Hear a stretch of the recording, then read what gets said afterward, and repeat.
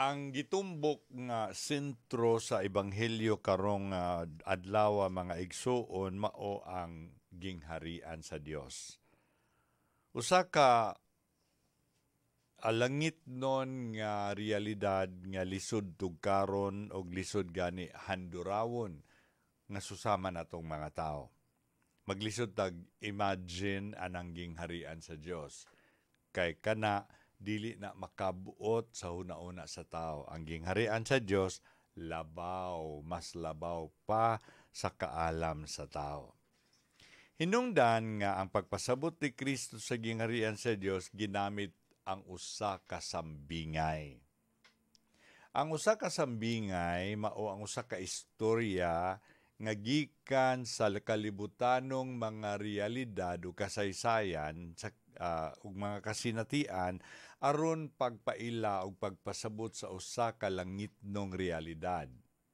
Sa mapananglit sa iyang gi-explain nato ang gingharian sa Dios sumala sa kasinatian nato. Kay mo ra manay butang unsaon nato pagsabot. So iyang gitandi ang gingharian sa Dios sama sa usa ka una binhi. Ikaduha liso sa mustasa kay kanang binhi liso man na. No?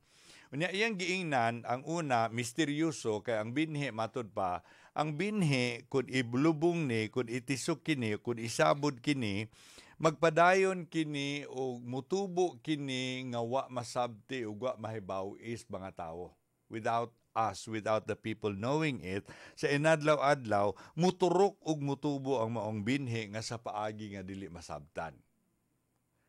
Pasabot niya niini nga kung sugdan na pagtukod ang gingharian sa Dios, mao kini ang gingharian nga magtubo nga dili nato masabtan kung giun sa pagtubo. Pero inadlaw-adlaw, susama sa mga tao nga busy kaayo pero nagtubo ang maong gingharian sa Dios.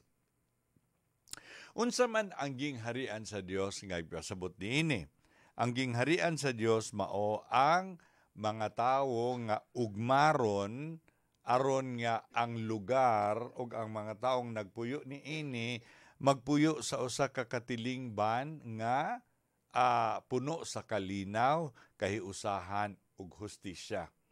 Usa ka katilingban nga tawgon og gingharian, kingdom, o gingharian sa Dios nga ni ana dinhi apan wala pa. Gingharian sa Dios nga ni ana sa kalibutan apan wala pa gyud ang kinatumyan niini. Si San Pablo mismo ang nag-explain nato ni ana nga the kingdom of God is already now but the not yet. Ni ana ang gingharian sa Dios dinhi sa yuta pero wala pa ang katumanan niini. Kay ang maong gingharian sa yuta magpanaw kini maglakaw padulong gayud sa pag-abot sa gingharian sa langit. So gingharian siya. Gingharian sa Dios sugdan dinhi sa yuta tapuson dito sa langit. That's why ang gingharian sa Dios nga ni ana apan wala pa. Ug kining maong gingharian mao ang simbahan. Ang simbahan. Ang simbahan mao ang giugmad ni Kristo sa dihang natawo siya, human siya bunyagi og sulod sa 3 ka tuig, iyahang gi-inaugurate, iyahang gihinay-inay og tukod ang maong gingharian pinaagi sa iya mga buhat sa pagpangluwas. Una, sa pag-ayo sa mga masakiton, sa pagsangyaw sa maayong balita, sa paghatag og panahon sa mga kabos, ug ingon man sa pagpakamatay, sa pagpasakit, pagkamatay ug labos sa tanan pagkabanhaw. Kining tanan nga gihimo niya sulod sa 3 ka tuig mao ang pagtukod sa gingharian sa Dios dinhi sa yuta. Nga tungod niini gisugdan niya og pipila ka mga tawo nga puwerteng gamaya ra nga sama ka gamay sa liso sa mustasa. Nganong gamay man? Kay ang una niyang gipanawag, doon na lamay 12 ka buok. Kaning 12 ka mga apostoles, mao ang liso sa mustasa, nga mutubo og muturok sa dili nato masabtan. Hinumduman nga kining 12, kining 12 ka mga apostoles nga maoy liso sa mustasa nga inigtubo o inigdako niini, mas dako pa kini sa uban pang mga tanaman. Tanom, dili kahoy. Kaya di man ni kaayo ingon mo kahoy, no? Igo raman yun ni siya, mura man ni siya ka ng bugo-bugo ba? Pero dako ni siya sa mga tanaman, tanom. Dako nga unsay tawag ani makabatog ang mga langgam, no? Makabatog ang mga langgam niini. Nya karon ang kining 12 ka mga apostoles nga maoy liso, mao ni iyang gipanawag aron padayunon iyang palapnagon, padakon, palangkubon, include ang tanan. Mo ni gitawag og universal. Mo ni gitawag og katoliko. No? Nga ang tuyo ni Kristo ang iyahang gingharian mulapnag ngadto sa laing lugar sa tibuok kalibutan ug malangkubon sa tanan nga buot nga moapil. Bisan pag di ganahan mo apil gihapon ni siya. Kaya ang iyang kaluwasan para man ni sa tanan. Hinungdan nga mitubo midako ang maong liso sa mustasa nga mao ang 12 ka mga apostles karon nahimo na siyang simbahan nga universal, simbahan nga katoliko. Tungod niya na kining maong simbahan nga kita nahisakop ug nahilangkob niini mao ang gingharian sa Dios nga atong puy-an dinhi aron nga maglakaw kita sa pag-abot sa kinatumyan ug katapusang gingharian dito sa langit. Ang duruha nga atong gisaulog karong adlaw si Tito ug si Timoteo, mga obispo. Sila ang mga obispo nga misunod sa mga lakang sa mga apostoles. Nga maoy nagpadayon pagpalapnag niining liso. Si Timoteo ug kini si Tito mao ang pagtubo, pagsalingsing sa liso sa mustasa niining duruha ka obispo hangtod nga midaghan ang mga kaobispuhan hangtod ang ato mga kaobispuhan karon ug ang atong Santo Papa mao ang nangulo kanila. Tungod niini ang maong simbahan nga gingharian sa Dios niya sa atong taliwala. Kita nahisakop niini. Unya usa sa mga nakapalapnag ni ining maong simbahan mao si San Pablo. Nga atong sa ulogon ang iyang conversion karong gabi. Actually, ang iyang fiesta gahapon pa. No? Ang pagkakabig ni San Pablo ngadto sa pagkakristyanos. Una, si San Pablo sa unang panahon ang ngalan niya Saulo. Ang Saulo mao katong usa ka Hudiyo nga andam og tagana sa pagpalapnag sa Kristohano o sa ilahang gituuhan bisan pa og gipasabot niini ang pagpatay sa mga Kristiyanos. So si Pablo naglutos sa mga Kristiyanos. Unya tungod kay ang Ginoo nakakita man sa abilidad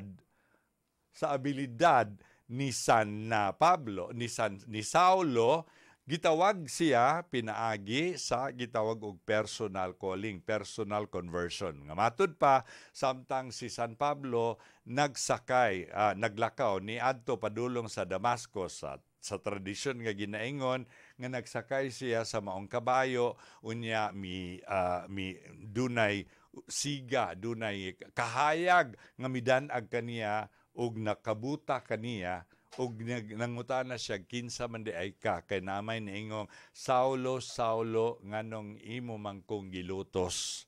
Nangutana si Saulo kinsa man di ay ka. Ako si Kristo ang mga Kristiyanos nga imong gilutos. Pasabot di ana nga ang mga Kristiyanos nga gilutos si Pablo mao si Kristo. No?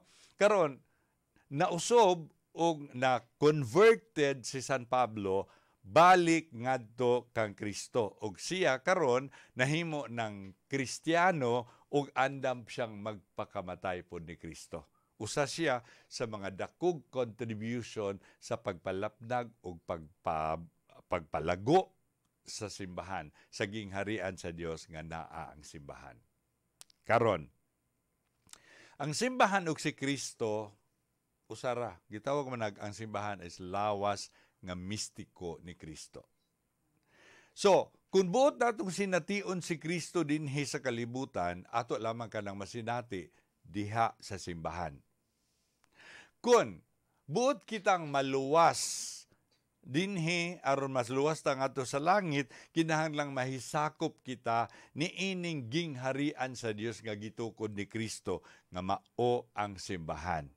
Mobitaw hinungdan nganong naanay prinsipyong giingon, outside the church there is no salvation. Gawas sa simbahan walay kaluwasan. Kay ang simbahan mauman ang gingharian sa Dios nga gitukod ni Kristo aron sugdan niya pagluwas ang katawhan balik ngadto ug dalhon ngadto sa gingharian sa Dios sa langit.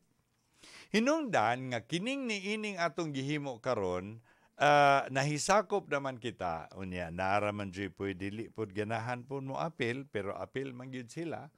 Kay ang tuyo ni Kristo usar man gyud ang pagluwas natong tanan. Nya pag ayang kaluwasan para man gyud nato, no? Hinungdan nga tungod ni ana si San Pablo, si Tito, si Timoteo, no, nga mga obispo, si San Pablo giisip niya ang iyang kaugalingon nga apostoles para sa mga pagano, para sa mga hintil. Sila ang hinungdan nga naglapnag midako ang liso sa mustasa. Gikan sa 12 apostles, nahimo kining dako ug midaghan karon sa ato mga kaobispuhan. Ang ato mga obispo mao ang mga sumusunod sa mga apostoles nga nagpadayon, pagpalapnag, pagpakaylap, pagpagkamalangkubon niining maong gingharian sa Dios nga niya sa yuta nga maghatod kanato didto sa gingharian sa langit.